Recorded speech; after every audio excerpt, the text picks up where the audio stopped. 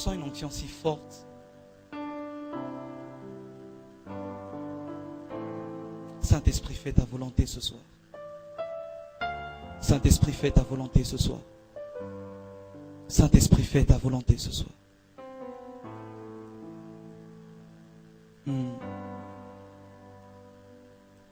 Saint-Esprit, je me soumets à toi ce soir encore. Je me soumets encore à ta grâce. Je me soumets à ta vie. Précieux Père, laisse que ton esprit me conduise. Ou à moi de ton huile, afin de parler à ton peuple. Afin d'annoncer tes oracles à ton peuple. Nous voulons ce soir encore monter et aller plus haut. Plus haut qu'hier, plus haut qu'avant-hier. Aller encore plus haut. Te voir faire beaucoup plus que ce que tu as fait hier. Te voir visiter beaucoup plus que ce que tu as visité hier. Te voir accomplir beaucoup plus, éternel Dieu des armées. Jusqu'à ce que nous te touchions et que nous sachions que tu es Dieu. Jésus. Ce soir, je parlerai du prix de la prochaine dimension. J'aime bien les paroles de mon Jésus. Il n'y a pas un homme qui m'a épaté par ses paroles comme Jésus. Il n'y a pas un homme, in the presence of angel strings.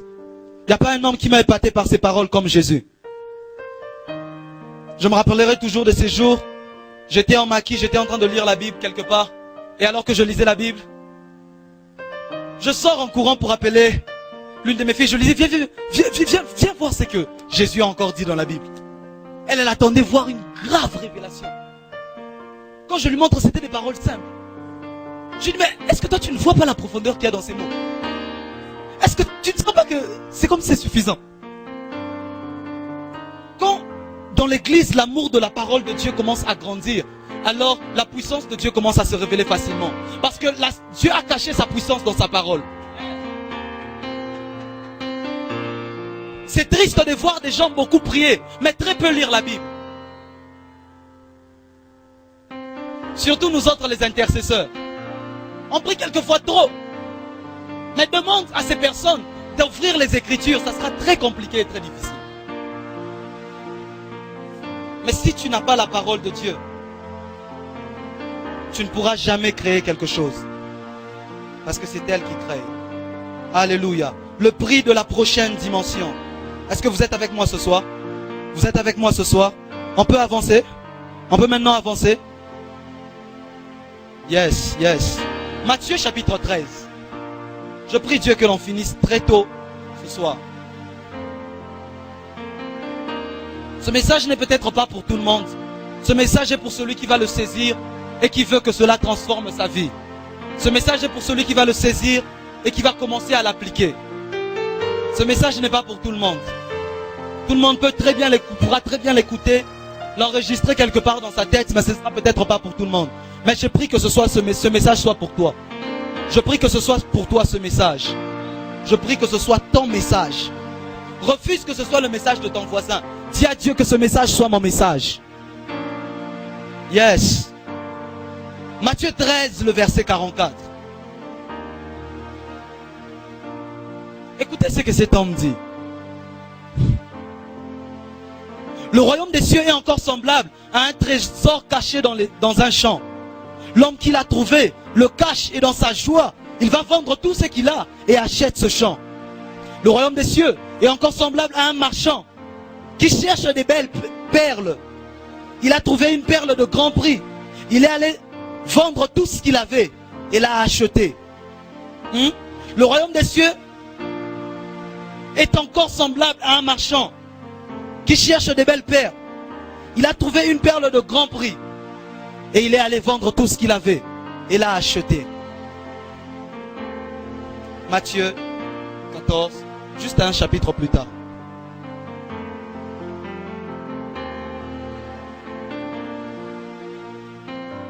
Matthieu 14, 24.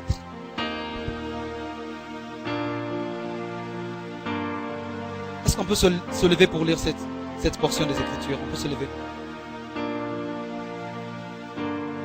pour nourrir la parole de Dieu.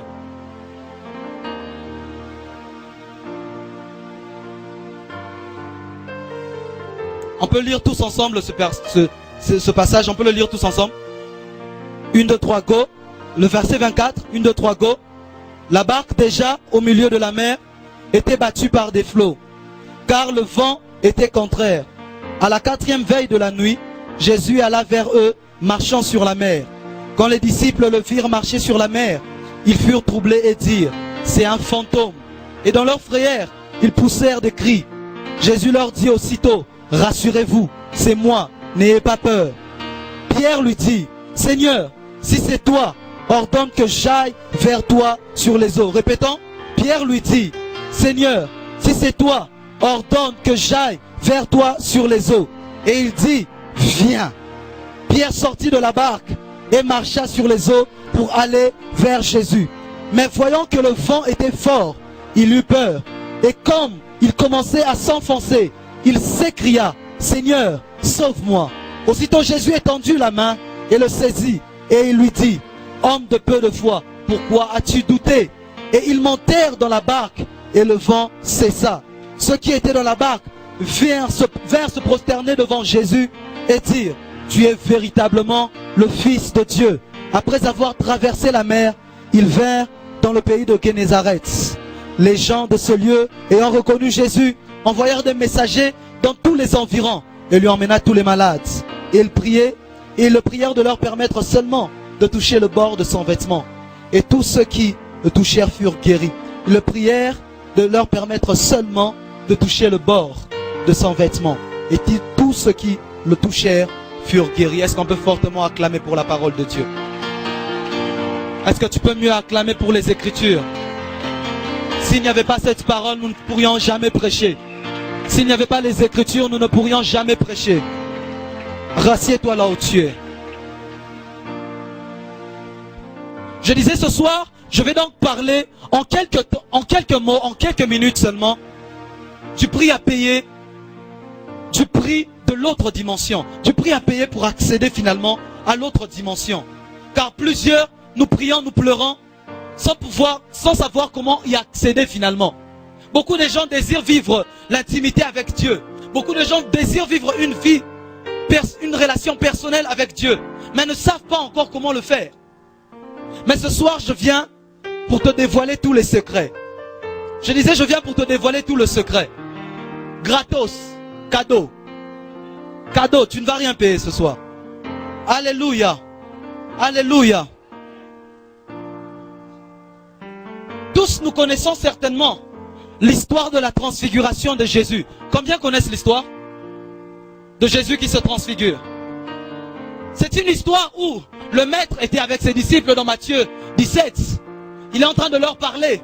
Mais alors qu'il veut aller sur la montagne pour prier, il prend avec lui Pierre, il prend avec lui Jean et Jacques. Et leur demande de l'accompagner lui sur la montagne. Et ses disciples l'accompagnent donc sur la montagne afin de prier. Et ces hommes arrivent sur la montagne. Quand ils arrivent avec Jésus sur la montagne, arrivés sur la montagne, le Seigneur commence à prier. Et tout d'un coup, la Bible dit qu'il se transfigura devant eux. Et les disciples ont commencé à découvrir un Dieu qu'ils ne connaissaient pas. Ils ont commencé à découvrir un Jésus qu'ils n'avaient même pas encore connu. C'était le même Jésus avec qui ils étaient en train de marcher tous les jours. C'était le même Jésus avec qui ils enseignaient tous les jours. Le même Jésus avec qui ils mangeaient. Le même Jésus avec qui ils rigolaient peut-être quelque temps. Et ce même Jésus-là, ce jour-là à la montagne, il est devenu différent. Est-ce que c'est quelqu'un d'autre? Est-ce que c'est une autre personne? Non, ce n'est pas quelqu'un d'autre. C'est le même Jésus. Certainement Pierre a bougé un peu Jean. Jean, tu es sûr que ça c'est vrai ça? Est-ce que c'est le même que l'on voit? En train de souffrir avec nous sous la chaleur. En train de manger avec nous ce que l'on mange. En train de manquer de l'argent et en train de nous envoyer pour aller pêcher pour que dans la bouche du poisson il y ait de l'argent. Est-ce que c'est le même Jésus? J'ai envie de répondre à Pierre et dire à Pierre, c'est le même Jésus. Sauf que tu le découvres sous une nouvelle dimension. C'est le même Jésus, Pierre. Il n'a pas changé. C'est toujours le même. Sauf que tu le découvres d'une manière différente. La Bible dit, ils ont regardé ce Jésus. Et tout d'un coup, Jésus n'a pas eu besoin de leur dire, suivez-moi. Eux-mêmes, ils ont dit, restons ici. Ils ont oublié que Jésus devait aller gagner le monde. Ils ont oublié que le maître devait mourir. Et pourtant, ce qu'ils voyaient devant eux leur suffisait. Ils étaient tellement étonnés de voir un Dieu qu'ils n'avaient pas encore vu. Un Jésus qu'ils n'avaient pas encore découvert. Pourtant, ils étaient avec lui tous les jours. Frère, nous venons tous les jours à l'église. Nous allons tous les jours dans des réunions de prière. Nous allons tous les jours dans des rencontres de ministère. Mais j'ai envie de nous dire ce soir, il y a un Jésus qu'on n'a pas encore découvert.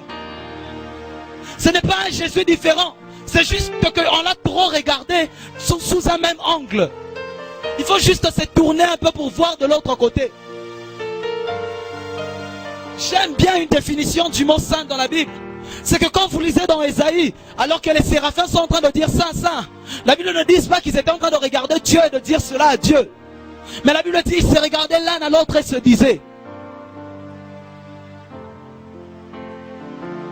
J'explique. Parce que l'une des définitions du mot saint, dans les racines, cela veut dire aussi différent. En fait, les séraphins étaient en train de s'étonner à chaque fois qu'ils contemplaient Dieu, de découvrir un Dieu différent de celui qu'ils avaient vu avant. Et ils se regardaient et disaient, hey, différent. Parce qu'à chaque fois qu'ils étaient en train de regarder Dieu, ils avaient l'impression de découvrir quelqu'un de nouveau. Parce que Dieu ne se familiarise jamais avec lui. Jamais on ne s'habitue avec lui. S'il est un diamant à plusieurs facettes, alors le nombre de facettes qu'il a, on ne peut pas les compter. Et les séraphins se regardaient l'un à l'autre. À tout moment, ils étaient en train de dire différent. Regarde, il est encore différent. C'est pour ça qu'ils n'arrêtent pas de le dire. C'est pour ça qu'ils n'arrêtent même pas de le dire. Parce que chaque fois qu'ils le contemplent, ils le voient d'une manière différente. Ils le découvrent. Quand Dieu devient trop sectoriel, quand Dieu devient dans un carré, on sait déjà comment on va commencer, comment on va finir, comment on va... Il faut bien vérifier. Il faut bien vérifier. Peut-être que c'est plus Dieu. Parce que Dieu, à chaque fois qu'on le contemple une nouvelle fois, on a l'impression qu'il est différent. Lisez quand Jean l'a contemplé. Lisez quand Ézéchiel l'a contemplé. Lisez quand Ésaïe l'a contemplé. Il y a toujours quelque chose d'assez différent dans tout ce qu'ils disent. Mais pourquoi cela? Parce que le Dieu d'Israël est le seul qui sait être différent dans sa mêmeté. Il est le seul qui sait être le même tout en étant différent. Il est le seul qui sait être le même sans changer, mais tout en étant quand même différent. Tous les jours. Il est le seul. Il est le seul. Les hommes, quand tu passes avec un homme plusieurs temps, à un moment tu te fatigues de lui. Ah. Mais Dieu, plus tu t'approches de lui, plus tu découvres une nouvelle dimension de lui. Une partie de lui que tu ne connais pas.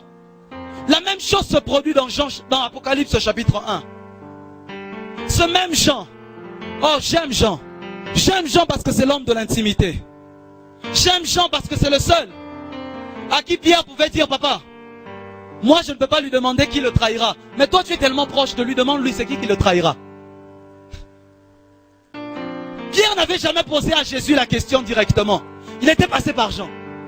Parce que Jean était le seul qui, pendant que Jésus mangeait, se couchait sur la poitrine de Jésus. Il était le seul qui avait la capacité d'entendre les battements du cœur de Jésus. Voilà pourquoi on dit que même après, personne ne savait qui allait trahir le Seigneur. Parce que tous étaient étonnés, mais Jean n'était pas étonné. C'était le seul qui savait. Lisez bien les Écritures. Regarde ton voisin, dis-lui retour aux Écritures. Tu lui apprends un peu à lire la Bible. Dis-lui si seulement tu lisais la Bible. Ah. Alléluia. Alléluia. Frère, la sagesse de Dieu est ici. Tu veux surprendre Dieu, commence à lire les Écritures. Un jour il va s'étonner de te voir venir avec la Bible et tu dis Seigneur, regarde, hier tu avais dit ça ici. Donc, c'est pas moi qui avais dit, oh, c'est toi. Il y a une seule chose que Dieu a placée au-dessus de lui, nous dit la Bible, c'est sa parole. De telle sorte que quand il parle, il est obligé d'agir. Parce que lui-même s'est enfermé dans sa parole. Il n'y a rien d'autre qui soit au-dessus de Dieu. Mais il a pris sa parole et l'a placée au-dessus de lui. De telle sorte que la Bible dit que comme Melchisedec est venu devant Abraham, quand Dieu même a voulu jurer à Abraham, la Bible dit, le livre d'Hébreux dit, n'ayant pas trouvé quelqu'un au-dessus de lui, il a juré à son propre nom. Les hommes nous jurons avec le nom de celui qui est au-dessus de nous. Mais Dieu ce jour-là, il a voulu jurer à Abraham, il a regardé. Bon, je t'ai dit, Abraham, je t'ai dit. Parce qu'au-dessus de lui, il n'y avait personne d'autre. Voilà pourquoi quand Dieu parle, cela me suffit. Je n'ai plus besoin de trembler. Parce que le maître a parlé. Quand il te dit va sur l'autre bord, il ne t'a pas dit peut-être que la tempête ne sera pas là. Mais tout ce que je sais, c'est qu'il a dit que j'aille sur l'autre bord. Je m'en fous de comment ça va se faire. Je m'en fous de comment ça va se produire. Tout ce que moi je sais, c'est qu'il m'a dit d'être là-bas. Donc mon rendez-vous avec lui, c'est de l'autre côté. Je disais donc, ce même Jean, il parle dans l'Apocalypse, il dit j'ai été ravi en esprit au jour du Seigneur. Il raconte, il dit une voix me parlait. Mais j'aime bien ce que la Bible ajoute. La voix lui a dit, écrit à l'église, À un moment il a dit, et je me retournais pour voir celui qui me parlait. Il commence à décrire un Jésus qu'il n'a pas décrit dans Jean. Il commence à décrire un Jésus dans l'Apocalypse qu'il n'avait pas décrit comme ça dans Jean. Il commence à dire, ses cheveux étaient blancs comme de la neige. Ses yeux brillaient comme le feu. Son visage brillait comme le soleil dans son éclat. Mais Jean, dans le livre de Jean, tu ne nous parles pas ainsi de ce Jésus. Mais qu'est-ce qui se passe? Là, tu parles d'un Jésus, on a l'impression qu'il est différent. Non. C'est juste qu'il lui-même est en train de découvrir un Jésus qu'il ne connaissait pas encore. Il découvrait une nouvelle dimension de ce Jésus-là. Le même Jésus. Rien n'a changé. Mais c'est juste toi qui le regardes d'une autre manière. C'est comme cette maison. Je vais être là dehors, en bas. Je veux voir, je vais t'expliquer la maison est comme ça, elle est comme ça, elle est comme ça. Vous prenez une autre personne qui était au-dessus ici. Lui va te l'expliquer d'une autre manière. Quand on va venir, on risque même de se battre. Non, tu mens. C'est ce que moi je dis qui est vrai. Mais la vérité c'est que tous nous avons regardé la même maison, mais d'une manière différente. À partir des lieux différents. Alléluia. Est-ce que je parle à quelqu'un ce soir? Est-ce que je parle à quelqu'un ce soir? Est-ce que tu peux fortement acclamer pour le Seigneur?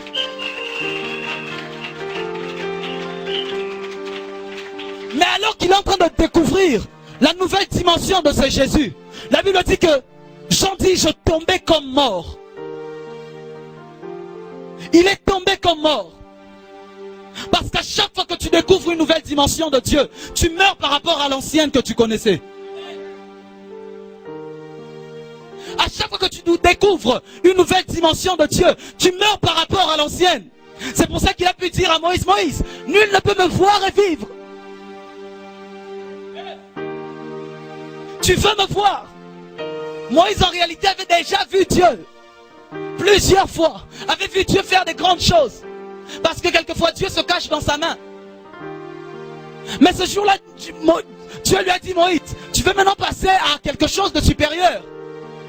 Tu ne pourras pas si tu ne meurs pas. Mais il a commencé à lui dire, bon, j'ai aussi envie que tu me voies. Donc, trouvons une entente. Toi, tiens-toi sur le rocher. Et moi, je te mettrai à l'intérieur du rocher. De telle en sorte que quand tu vas mourir, tu vas quand même revivre. Parce que je te remis dans le rocher Jésus qui est la résurrection et la vie. Et tu me verras. Tu verras mon dos. Et c'est en ce moment-là que Moïse a pu voir la création du monde. Parce que le mot qui est là en anglais, c'est background. Donc tu verras tout ce que je fais autrefois. Il fallait d'abord mourir, Jean. Il fallait d'abord mourir. Parce que la gloire est de l'autre côté de la mort. La gloire, c'est pour ceux qui savent mourir. La gloire, c'est pour ceux qui sont prêts à mourir. La gloire, c'est pour ceux qui sont prêts à payer de leur vie. Il ne donne sa gloire à personne. Parce qu'il faut que tu sois d'abord mort. Quand tu es mort, bon d'accord, il peut maintenant te donner sa gloire. Et on s'est étonné de voir que Moïse est redescendu de la montagne avec la gloire de Dieu sur le visage. Mais Seigneur, tu as dit que tu ne donnes ta gloire à personne. Mais pourquoi lui en redescendant son visage brille? Il y a ta gloire sur lui, Seigneur. Il aurait répondu, il est mort. Il est mort. Le prix à payer pour la prochaine dimension, c'est la mort.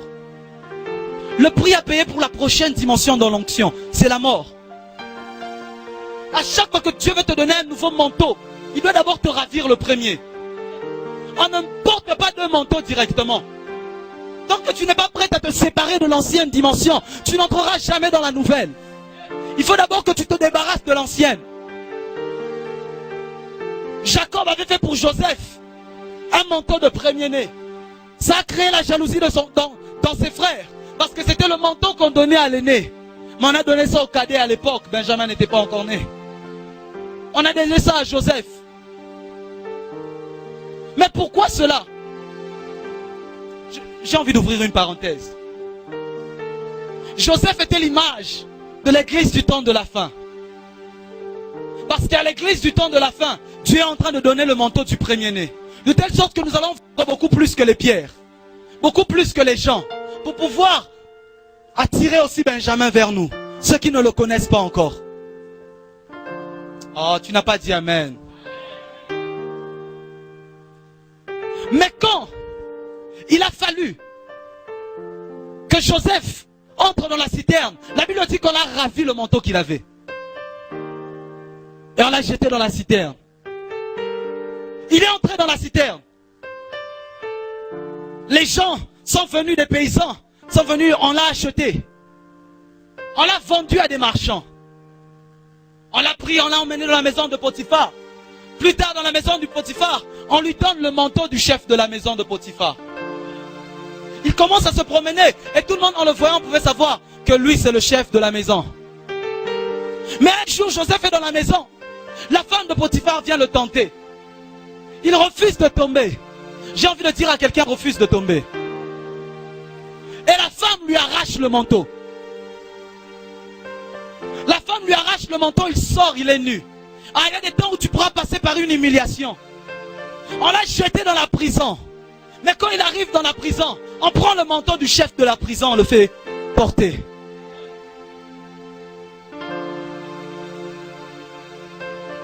Un jour, il commence à interpréter les songes. Il interprète les songes, il interprète les songes. Quand il interprète les songes, ces personnes sortent. Un jour, il est assis calmement. Il voit des gens venir avec beaucoup de brutalité, lui arracher les vêtements qu'il avait. Lui donner d'autres vêtements parce qu'il devait aller rencontrer le roi. On lui a encore arraché le manteau qu'il avait sur lui pour lui donner un nouveau.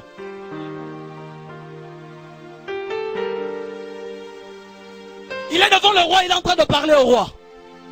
Il explique au roi le songe. Il donne au roi les directives. Il finit de donner au roi les directives. Le roi dit, quel autre homme pourrons-nous choisir si ce n'est toi, Joseph? Des gens viennent lui ravir le manteau qu'il a. On lui donne le manteau du gouverneur.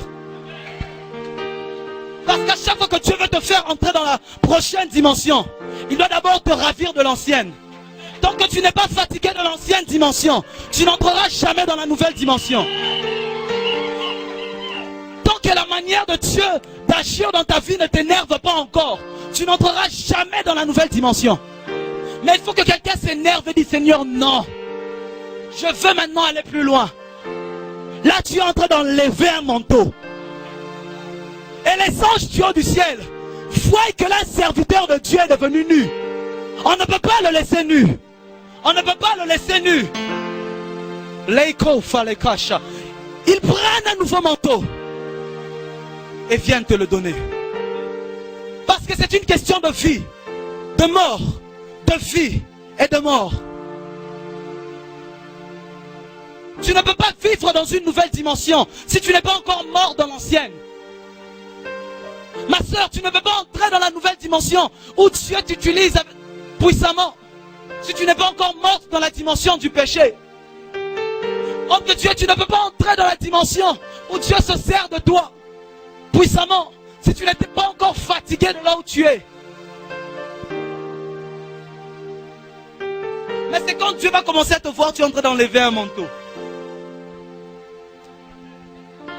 Les uns attendent que les situations leur enlèvent le manteau. Il y a d'autres qui enlèvent eux-mêmes. Il rencontre Moïse dans Exode. Moïse vient. Moïse voit des choses qu'il ne comprenait pas. Je lui dis, petit, enlève les sandales de tes pieds. Je lui dis, petit, enlève les sandales, fais vite. Parce que le lieu où tu es est une terre. Mais père, pourquoi tu ne me demandes pas d'enlever son manteau? Pourquoi tu ne demandes pas de jeter la verge loin?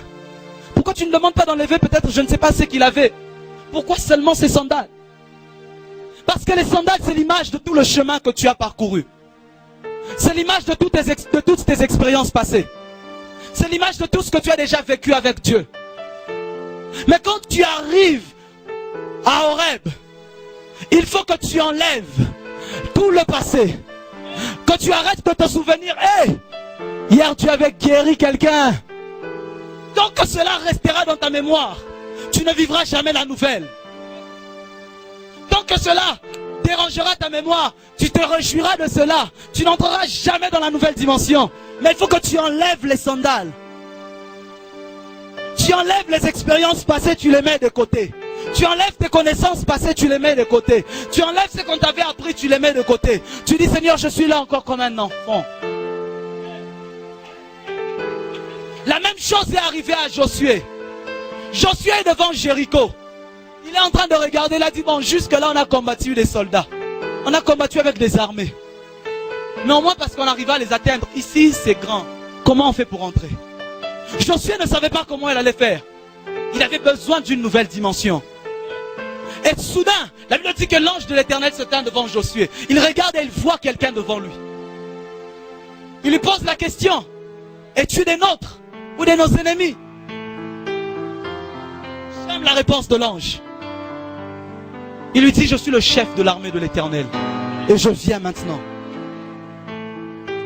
Je disais, l'ange de la nouvelle dimension dans ta vie arrive maintenant. Il arrive maintenant. Mais il a dit à Josué, ôte les sandales de tes pieds. Que tu oublies comment j'ai utilisé ton père Moïse.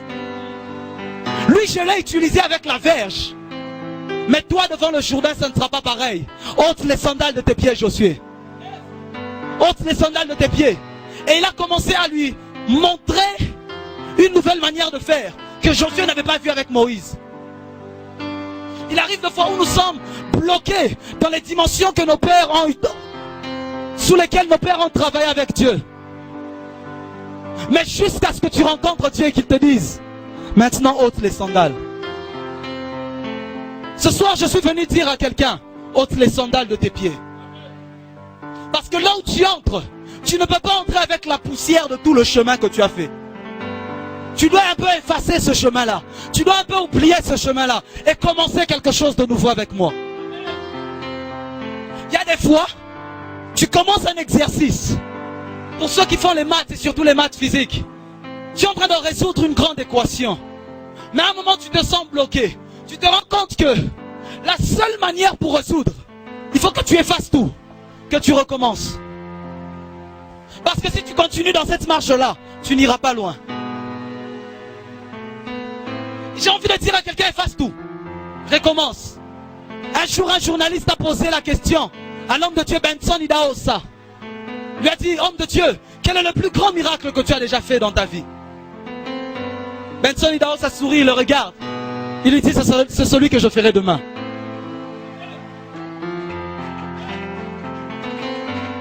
Parce que je refuse de croire que le plus grand miracle est resté hier. Que le plus grand miracle appartient au passé. Parce que Dieu n'est pas enfermé dans un passé. Dieu est devant.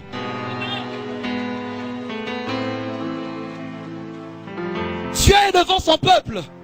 Dieu ne reste pas enfermé. Arrêtons de nous souvenir de des choses simplement que Dieu a fait hier. Parce qu'aujourd'hui, il fait encore. Souviens-toi de ce qu'il a fait hier, afin que tu saches qu'aujourd'hui il peut encore faire. Mais pas pour croire que ce qu'il avait fait c'était tellement grand que c'est fini. Il a dit à Israël, bientôt vous ne tirez plus. Il dit cela dans Jérémie. Il dit bientôt vous ne tirez plus, alors qu'Israël est en captivité. Vous ne tirez plus, béni soit l'Éternel, qui nous a fait sortir du pays d'Égypte. Mais vous commencerez à dire, béni soit l'Éternel, qui nous a ramenés du pays d'Orient. Comme pour leur dire, si autrefois je vous ai fait sortir du pays d'Égypte, je peux encore vous faire sortir de Babylone. Dieu n'est pas resté dans la Bible. Dieu n'est pas resté chez Pierre et chez Paul. Il est chez ceux qui ont la capacité d'enlever leurs sandales. Chez ceux qui ont la capacité de mourir et accéder à l'autre dimension. Il travaille avec ceux qui ont la capacité de se dépouiller de leur ancien manteau afin de revêtir l'incorruptible. Paul dit tous les jours nous sommes transformés de gloire en gloire. De gloire en gloire, en gloire, en gloire.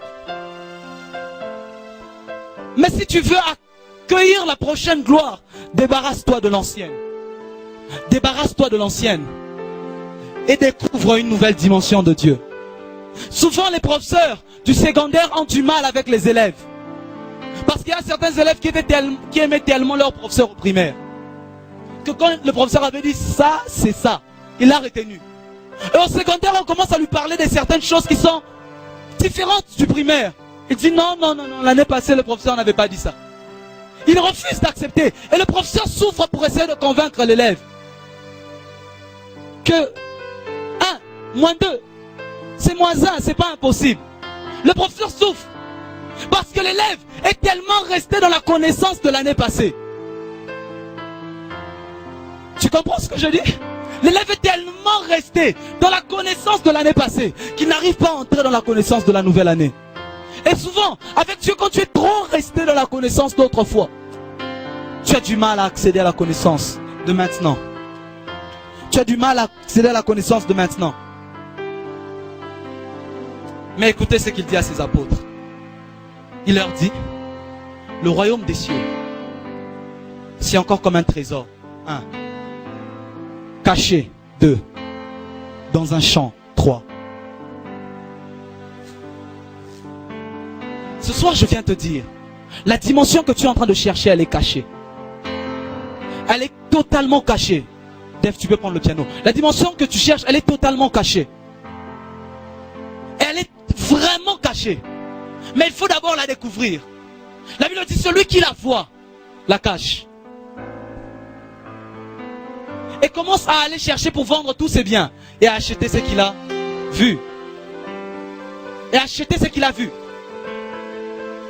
Je viens te dire ce soir, la dimension que tu cherches avec Dieu n'est pas sur le superficiel. Elle est enfouie dans les profondeurs. Car tout trésor qui se respecte n'est jamais à la tête, sur le superficiel. C'est toujours au fond de la terre. Jamais tu marcheras un jour et tu te cognes à un diamant. Hé, diamant. Jamais ça n'arrivera un jour. Mais si tu veux trouver le diamant, il faut que tu entres jusque dans les profondeurs. Il faut que tu creuses, que tu creuses, que tu creuses plus loin, jusqu'à ce que tu le trouves au fond. Ceux qui veulent trouver le diamant vous diront. Les mineurs, posez-leur la question, ils vous diront.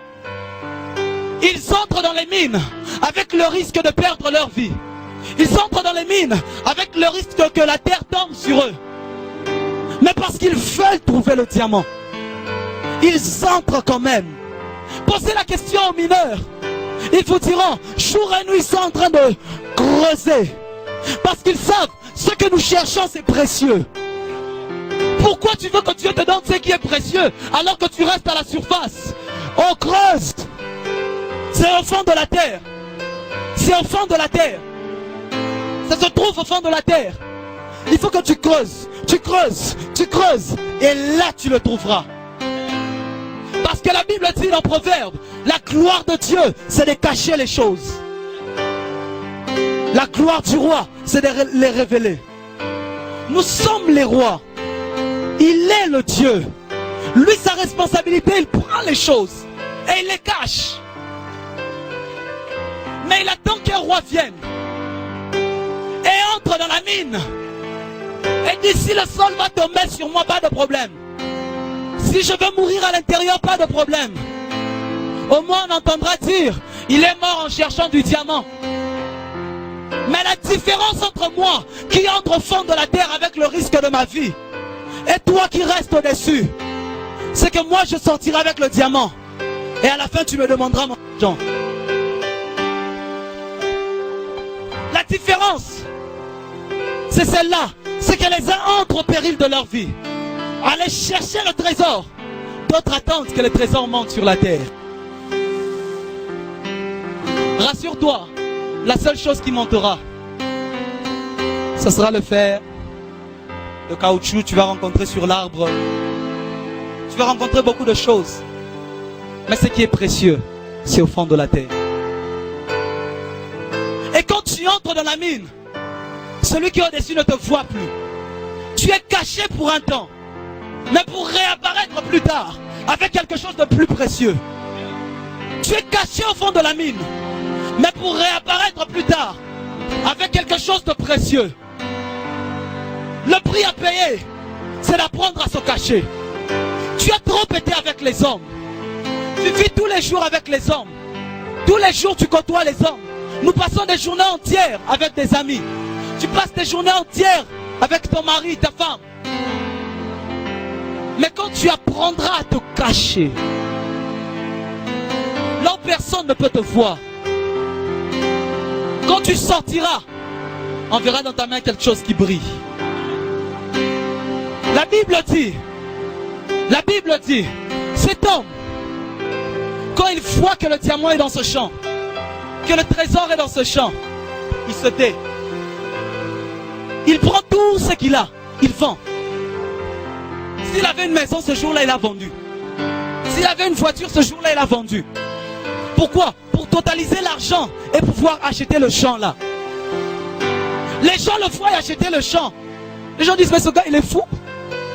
Il vend tout ce qu'il a pour acheter un champ. Il n'y a rien, il n'y a pas de maison, il n'y a pas de... Mais simplement moi j'ai vu quelque chose que toi tu n'as pas vu. Je disais, j'ai vu quelque chose que tu n'as pas vu. C'est que dans le champ, toi tu vois la mauvaise herbe. Moi je vois le trésor qui est en bas. C'est ça la différence. C'est que dans le champ, un autre voit la mauvaise herbe qui est au-dessus. La pelouse, les renards en train de jouer au-dessus. Mais un autre voit le trésor. Un autre voit le trésor. Il y a un homme de Dieu, l'homme de Dieu le plus riche du monde d'ailleurs, Kenneth Copeland. C'est comme ça que cet homme est devenu riche. Un jour, il passait près d'un terrain. Il a senti le Saint-Esprit lui dire, achète ce terrain. Pour l'église. Il regarde, il dit, ce terrain, je veux l'acheter vraiment. On n'a pas d'argent et encore beaucoup de choses. Dieu lui dit, achète ce terrain. Il part parler à ses collaborateurs. Il dit, Dieu m'a dit, on doit acheter ce terrain-là. Le collaborateur le regarde, dit, toi aussi. C'est vrai que c'est toi notre pasteur. Mais regarde tous les besoins qu'on a actuellement. Regarde toutes les dépenses qu'on a à faire actuellement. Regarde tout ce qu'on doit faire. Alors j'ai envie de dire à quelqu'un, apprends à écouter la voix de ton pasteur. Souvent ne pose pas beaucoup la question. Lance-toi simplement. Dis, l'homme de Dieu a parlé. Cet homme, ses collaborateurs l'ont répondu ainsi. Il a dit, d'accord, je veux me battre et l'acheter moi-même parce que Dieu m'a dit d'acheter ce terrain. Il a commencé à faire plusieurs économies afin de finir par acheter ce terrain-là. Et un jour, finalement, il achète le terrain. Quelques mois plus tard, on se rend compte que le terrain, c'était un gisement de pétrole. On se rend compte que le terrain était un gisement de pétrole. Il y avait plein de pétrole en dessous. Et malheureusement, ce n'était pas au nom de l'église, c'était au nom de l'homme de Dieu. Quelquefois, il faut simplement suivre le mouvement de Dieu. Quelquefois, tu n'as pas besoin de te poser la question. Est-ce que si je prie à la fin, qu'est-ce que Dieu fera? Non, lance-toi d'abord. Lance-toi d'abord. Laisse à Dieu le comment. Laisse à Dieu le comment. Toi, tu as juste besoin de prendre le prix et de payer. Je suis sûr que si on était cet homme, on voit quelqu'un un matin se dire, je vends ma maison, je vends mes voitures, je vends ceci, je vends cela. Je dois aller acheter il y a le champ là, il faut que je l'achète. La personne, le propriétaire du champ vient. Il te voit même lui donner un montant supérieur à son champ. Il s'étonne, mais qu'est-ce qu'il y a cet homme? C'est quoi le problème? J'ai vu quelque chose que tu n'as pas vu. J'ai vu quelque chose que tu n'as pas vu. Le surnaturel, c'est pour ceux qui savent voir là où les autres ne voient pas. C'est pour ceux qui apprennent à voir la lumière là où il y a encore les ténèbres. Et peuvent dire que la lumière soit. C'est pour ceux qui peuvent voir des fleuves dans un rocher. C'est pour celui qui a la capacité de voir une source d'eau couler d'un rocher. Alors que tout le monde voit un rocher fixe. Toi tu regardes, tu dis ici, la source peut couler. Oh, dans la vie j'ai appris à ne plus me poser des questions du genre comment. Comment Dieu fera telle chose? Comment telle chose arrivera? J'ai pris cela, j'ai dit à Dieu, papa, ça, tu t'occupes de ça. Moi, je prends le résultat. Frère, souvent, il faut laisser à Dieu le comment. Parce que s'il commence à t'expliquer, ça prendra du temps. Toi, garde le comment. Montre-moi la voie et le résultat, c'est tout. Montre-moi la voie et les résultats. Il y a toujours deux catégories de personnes. Ceux à qui Dieu ne montre que le résultat et ceux à qui Dieu montre aussi la voie pour atteindre le résultat. Il a dit, j'ai révélé mes œuvres à Israël, mais à Moïse j'ai révélé mes voies. Quelles voies? Les voies pour atteindre les œuvres. Israël voyait la mer se séparer, mais Moïse entendait, lève la verge et fend la mer. Israël voyait le rocher donner de l'eau, mais Moïse savait, parle et le rocher donnera de l'eau. Je connais la voie, mais je ne connais pas le comment. Comment est-ce que ça va se faire? Je m'en fous. Je connais juste la voie. Ah, je disais, je connais juste la voie. Ce soir, j'ai envie de dire à quelqu'un, le Jésus que tu connais jusqu'ici, il y a encore plus. Il y a encore un autre Jésus que nous n'avons pas encore découvert. Non pas un Jésus différent, mais le même Jésus là seulement. Mais si on peut seulement se tourner et le voir sous un nouvel angle, on comprendrait. C'est le même Dieu qui peut encore créer des choses. C'est le même Dieu qui peut faire encore des choses qui ne sont même pas montées à la tête de l'homme. Un jour, je suis à la maison assis et un frère vient me voir. Il me dit, homme de Dieu, on a lancé un mandat d'arrestation contre mon père. On a dit qu'il doit comparaître avant jeudi, on était mercredi. On a dit, s'il ne vient pas demain, on l'arrête totalement, même sans procès, quoi que ce soit. C'était un mandat qui avait des liens avec la MONUSCO et beaucoup d'autres choses. Il me dit, et mon père est au Burundi pour des soins médicaux. Le temps qu'il arrive ici, certainement pas demain. Je l'ai regardé, j'ai voulu dire, baissons la tête et prions.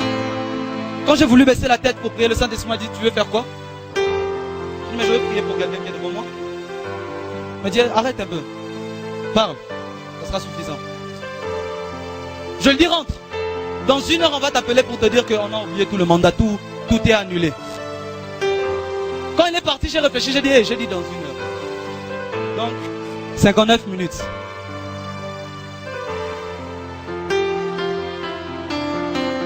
Pour qu'un mandat soit annulé, 59 minutes. Le lendemain, je rencontre le frère. Il m'a dit, hey, homme de Dieu, quand je suis arrivé, on m'a appelé. On m'a dit que tout a été annulé.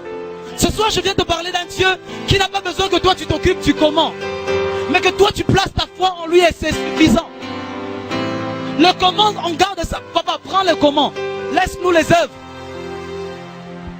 On n'a pas le temps de se soucier des comment. Dieu est au-delà de ce que nous connaissons. Un jour, je sors d'un culte quelque part. Je suis arrivé dans ce culte-là, j'avais vraiment rien dans mes poches. La dernière somme que j'avais, j'ai pris, j'ai donné à l'offrande. J'ai dit, Seigneur, je préfère te donner. Je vais me débrouiller pour rentrer.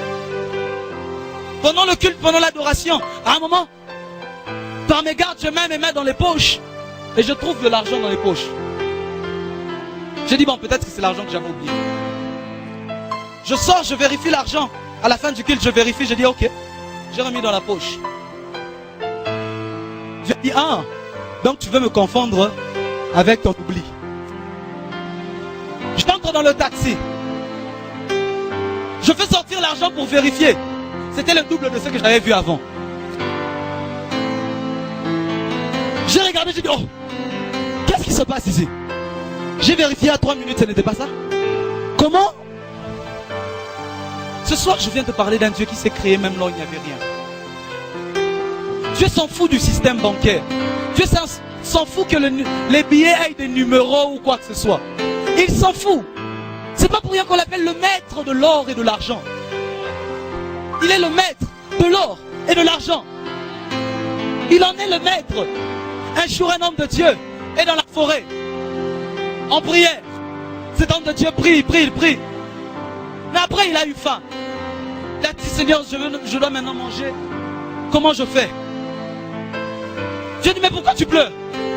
Graille un écureuil. Seigneur, comment? Dieu lui a dit, graille un écureuil. Cet homme a dit que l'écureuil soit. Et je vous annonce que l'écureuil fut. Il a pris l'écureuil, il a tué. Il a brûlé, il a mangé. Frère, le Dieu de la Bible n'est pas un Dieu où on vient, on parle un peu, on prie un peu, puis on rentre. Il est celui qui, par moment, il vient devant son peuple. Il enlève son voile pour que le peuple le voie tel qu'il est. Et on ne sait plus comprendre, mais c'est lui, c'est pas lui. Just et faith. La prochaine dimension, elle n'est pas loin de toi. Mais tu dois juste payer le prix pour cela. Sois prête à tout perdre pour y accéder. Tu n'y accéderas jamais si tu n'es pas encore prête à tout perdre. Tu n'accéderas jamais à demain si tu n'es pas prête à oublier et perdre aujourd'hui. Pour accéder à demain, on dort. On perd le contrôle sur tout. Tu ne sais même pas si tu vas te réveiller. Mais tu dors afin d'accéder à demain. Aïe, aïe, aïe, aïe, aïe. Pour accéder à la prochaine dimension, dors. Que les gens ne te voient plus. Que les gens te perdent de vue. Et alors tu rencontreras Dieu. Et alors, je disais, tu rencontreras Dieu. Et alors tu rencontreras Dieu. Dieu n'est pas simplement là, on a beaucoup prié, on a beaucoup prié. Et après il a agi. Mais il est celui qui sait marcher derrière la parole de son serviteur. Afin de faire quelque chose. Je me rappellerai d'une histoire que j'ai vécue très jeune dans la foi. J'allais me laver. Il n'y avait pas d'eau. J'ai rassemblé toute l'eau que je pouvais trouver à la maison. Ce n'était que une partie comme ça. J'ai mis dans le seau, c'est tout ce que j'avais. Je devais me laver, je devais sortir. J'ai regardé le seau, je regardais l'eau.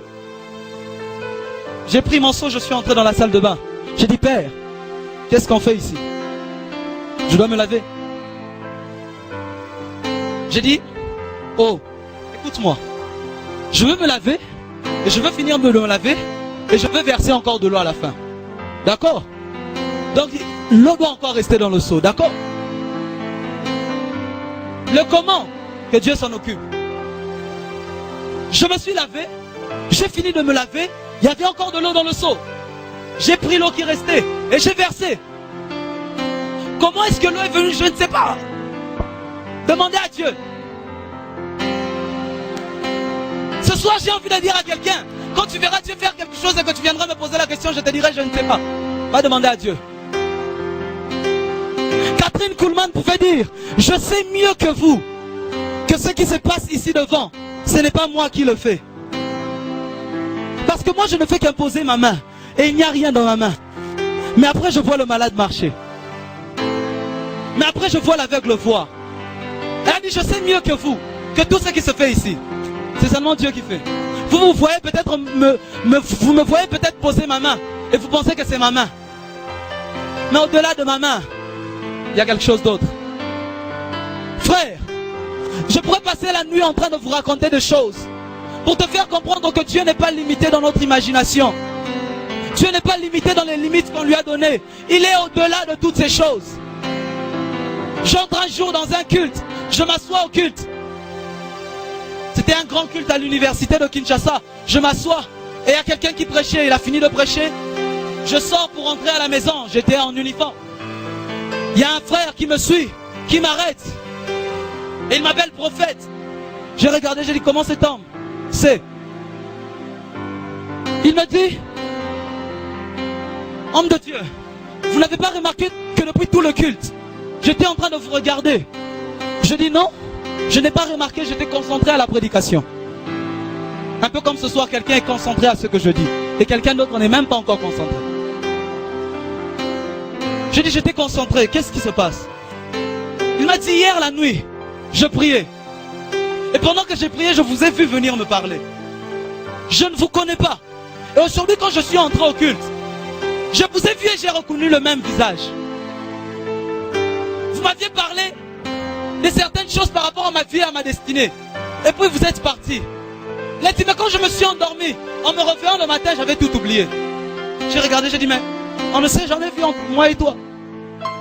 Non. Comment tu m'as vu? Le comment, on donne à Dieu. Il m'a dit, mais malheureusement j'ai oublié. Et le Saint-Esprit sur le champ me dit, ce qu'il te dit est vrai. Et voilà d'ailleurs ce que l'ange était en train de lui dire. Et je lui ai dit exactement les mêmes choses qu'il avait entendues la nuit. Le comment, prends ça un peu et donne à Dieu. Et toi, prends-toi simplement le pourquoi. Prends simplement le... Pas le pourquoi plutôt, la conséquence. Prends le produit fini. Prends le produit brut. Tu donnes à Dieu. Donne ça dans l'usine de Dieu. Laisse-le travailler le produit et te faire sortir le produit fini. Et il a dit, le royaume des cieux est encore comme une perle. Un marchand qui vend des perles. Il a vendu plusieurs perles. Mais un jour en passant, il rencontre une perle de grand prix. Et il l'aime et il veut l'acheter. Elle lui dit, va vendre tout ce qu'il a afin de pouvoir acheter cette perle-là. Ce soir, si tu n'es pas prête à perdre ton temps, entre guillemets, ne vous inquiétez pas, ce soir on va finir à temps. Ce soir dans ta vie, si tu n'es pas prête à perdre tes journées pour Dieu, tu n'es pas prête à perdre des vies pour Dieu, tu ne recevras jamais l'autre perle. Tu resteras toujours avec les perles que tout le monde a. Les mêmes chaînettes que tout le monde, les mêmes vestes que tout le monde, les mêmes choses que tout le monde. Mais quand tu veux avoir quelque chose de beaucoup plus supérieur que tout le monde n'a pas, sois prête à vendre ce que tu as pour acheter maintenant ce que tu n'as pas. Apprends à t'enfermer et à rechercher la face de Dieu. Je disais tous les jours, nous voyons les hommes. Quel jour tu es déjà venu, tu as dit aujourd'hui, Dieu, ce que je veux aujourd'hui, c'est passer toute une journée avec toi. Je t'assure que tu ne sortiras jamais le même. Le prix que nous avons payé hier a fait de nous ce que nous sommes aujourd'hui. Les prix que nous payons aujourd'hui feront de nous ce que nous serons demain. Frère, les prix que tu as payés hier n'ont un rapport qu'avec aujourd'hui. Pour demain, paye de nouveaux prix. Pour demain, paye de nouveaux prix. Hier est passé. Hier t'a donné le résultat aujourd'hui. Mais aujourd'hui, paye un nouveau prix. Paye un nouveau prix. Je priais le matin, un jour, et très tôt le matin, à peine je finissais de prier, un ami prophète m'appelle. Lui-même, il venait de finir de prier. Et il me dit tout ce que le Seigneur venait de lui dire. Il me dit, tu as vécu ça, tu as vécu ça, tu as vécu ça, tu as vécu ça. Mais maintenant, Dieu te fait entrer dans ça et dans ça. Mais j'ai compris qu'il fallait que je paye de nouveaux prix. Il fallait que je paye de nouveaux prix afin d'accéder à une gloire plus supérieure. Il n'y a pas de gloire sans mort. Il n'y a pas de voile sans être prêt à mourir. Le sacrificateur entrait dans le lieu très saint, étant prêt à mourir, parce qu'il savait qu'il pouvait mourir à l'intérieur. Tant que ta recherche de Dieu n'est pas encore devenue semblable à la mort, tu es encore loin. Tu es encore loin. Tu vas rester dans la dimension de tout le monde. Tu vas rester dans la dimension de prêcher comme tout le monde. Tu vas rester dans la dimension de voir Dieu comme tout le monde. Mais quand tu vas passer de l'autre côté, quand tu vas passer de l'autre côté, Quand tu passeras de l'autre côté, ça voudra dire que tu as été prêt à mourir. Ça voudra dire que tu as accepté la mort. Il y a une mort avant une gloire. Et une mort avant une autre gloire. Ce soir, tu dois être prêt à perdre une partie de toi. Tu dois être prêt à dire à Dieu, papa, j'accepte de payer le prix.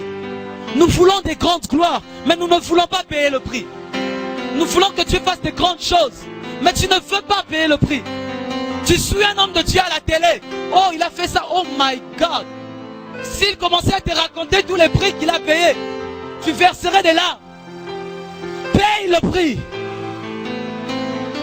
La grâce est ce qui fait que la dimension est ouverte à tout le monde. La grâce, c'est la manne qui tombe à l'extérieur. Mais tu ne ramasseras pas la manne si tu ne sors pas de ta tente. Et avec un bassin dehors pour aller ramasser. La manne ne va pas tomber à l'intérieur de la maison. Elle tombe à l'extérieur. Il faut que tu sois prêt à te lever, sortir pour ramasser la manne. C'est la seule manière. C'est la seule manière. Le prix de la prochaine dimension. C'est la seule manière. C'est la seule manière. Un homme peut facilement t'imposer les mains. Je peux t'imposer même les mains. Te dire reçois l'onction. Rassure-toi, tu as reçu l'onction. Mais il y a des dimensions de cette onction qui ne s'activeront qu'après avoir payé le prix. Voilà pourquoi tu pourras me voir prier pour une personne et lui dire reçois l'onction, et pour une autre reçois. Mais les deux ne peuvent vivre les mêmes choses. Parce que l'un, après aller payer les prix, l'autre est allé s'asseoir. Et au jour du jugement, Dieu lui en demandera compte. Au jour de la fin, Dieu nous demandera de rendre compte. Ce soir, je viens te dire, il y a beaucoup plus que le Dieu que tu as connu. Il y a beaucoup plus que le Dieu que tu as connu. Il y a beaucoup plus que le Dieu que nous avons vu jusqu'ici. Il faut simplement que tu sois prête à mourir. Cette femme à la perte de sang, elle a regardé. Elle a dit ici, je n'ai pas d'autre choix. Ça fait 12 ans que je suis dans la même situation. Ça fait 12 ans que j'ai tourné dans les mêmes choses. C'est parce que quelquefois, Dieu attend que tu aies tout épuisé. La Bible dit que cette femme avait tout épuisé auprès des médecins. Donc je suis sûr que si elle avait une maison, elle n'en avait plus. Parce qu'elle avait vendu pour pouvoir se payer les soins. À quoi bon vivre dans une maison si à tout moment tu as des pertes de sang? Et cette femme avait tout vendu. Mais un jour elle a entendu dire que l'homme de Galilée passait. Elle a dit, je ne sais pas comment ça va se faire. Je ne sais pas si on va me chasser quand je serai là. Je ne sais pas si quelqu'un va m'écraser pendant que je serai en train de ramper. Mais j'en ai marre. Ce soir, tu attends que le cri de quelqu'un s'entende et qu'il dise, j'en ai marre. J'en ai marre. Elle n'avait jamais vu quelqu'un toucher le pan de la robe de Jésus. Ce jour-là, elle a dit, même si ça ne se fait pas comme ça, pour moi aujourd'hui, ça sera ainsi. Et elle a touché. Jésus s'est retourné. Il a dit, qui m'a touché? Oh la kase falama kazoze kala. Lego saple kasa falamande. Ce soir, est-ce que Dieu peut se retourner et dire, qui m'a touché à Victory? Qui m'a touché? Qui m'a touché? Cette femme est venue. Elle a dit c'est moi. Et la Bible nous a montré. Nous l'avons lu dans Matthieu 17. Plusieurs aussi ont commencé à demander de toucher que le pan de vêtements de Jésus. Parce qu'il y avait une femme qui elle avait été la première à avoir la foi. Qui elle avait été la première à dire même si je n'ai jamais vu Jésus dans cette dimension, aujourd'hui je veux le voir dans cette dimension. Même si je l'ai toujours vu guérir après qu'il ait imposé les mains, aujourd'hui je veux toucher le pan de sa robe. Paul n'avait jamais dit à ses hommes, prenez les mouchoirs et venez les coller sur mon corps. Mais ces hommes se sont rendus compte. Il y a des gens qui ne sont pas ici. Mais l'onction est en train de couler ici. Qu'on fasse quoi? Ils ont activé leur foi. Ils ont pris des linges. Ils ont pris des mouchoirs. Ils sont collés sur le corps de Paul. Ce soir, il y a plus que Paul. Il y a le Saint-Esprit. Ce soir, il y a plus que Paul.